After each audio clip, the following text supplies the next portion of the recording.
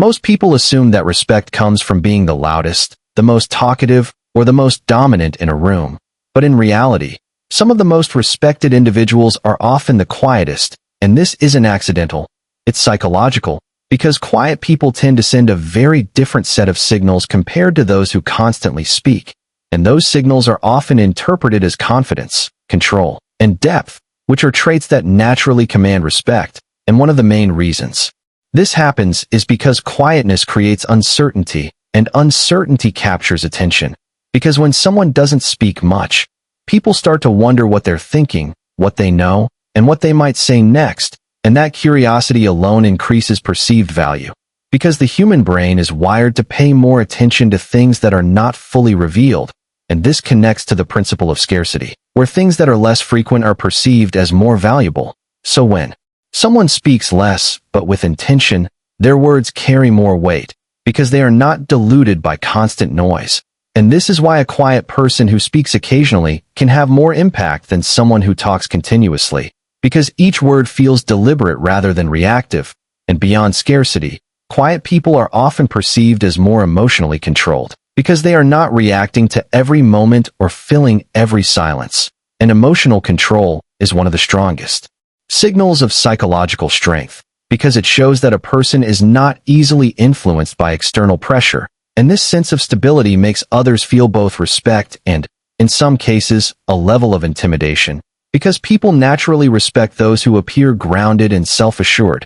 And another factor is that quiet people tend to listen more, and listening is a powerful but underrated skill, because when someone truly listens, not just waiting for their turn to speak, but actually paying attention, it makes others feel valued and understood, and people are drawn to those who make them feel heard, which increases both trust and respect.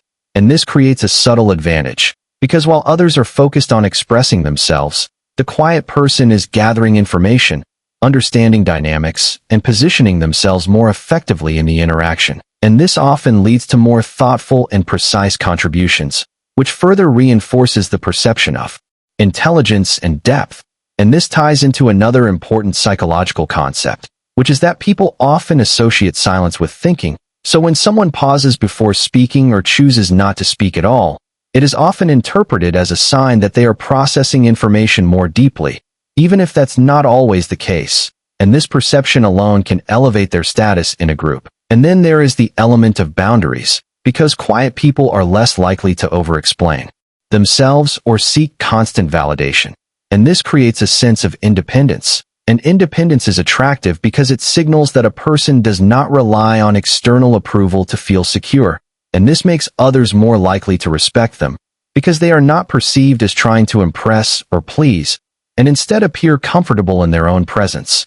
And this also explains why quiet people are interrupted less, because their communication style often includes deliberate pauses, steady tone, and clear delivery, which signals that they hold their position in the conversation, and people are less likely to interrupt someone who appears certain and composed.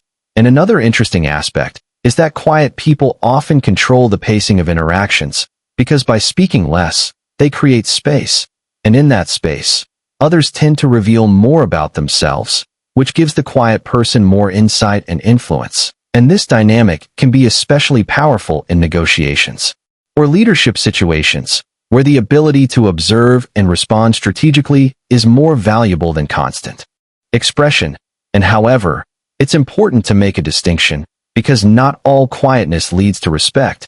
If silence comes from fear, insecurity, or lack of presence, it can be perceived as weakness rather than strength, and people can often sense the difference, even if they can't articulate it, because confident silence feels calm and intentional, while insecure silence feels tense and withdrawn. And the key difference lies in presence, because when a quiet person is fully present, maintaining eye contact, showing awareness, and engaging nonverbally, their silence feels powerful. But when they are disengaged or avoiding interaction, their silence feels empty.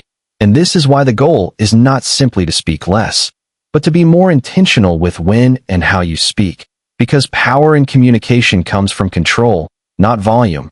And once you understand this, you realize that respect is not earned by how much you say, but by how you carry yourself when you say it. And when you combine calm presence, emotional control, and intentional speech. You create a communication style that naturally commands attention and respect without needing to compete for it. And ultimately, the reason people respect quiet individuals more is not because they are silent, but because their silence communicates something deeper: confidence without the need for validation, control without the need for dominance, and presence without the need for noise. And once you understand this, you stop trying to be heard by speaking more and start being heard by saying less. And once you see how powerful that shift is, you can't unsee it.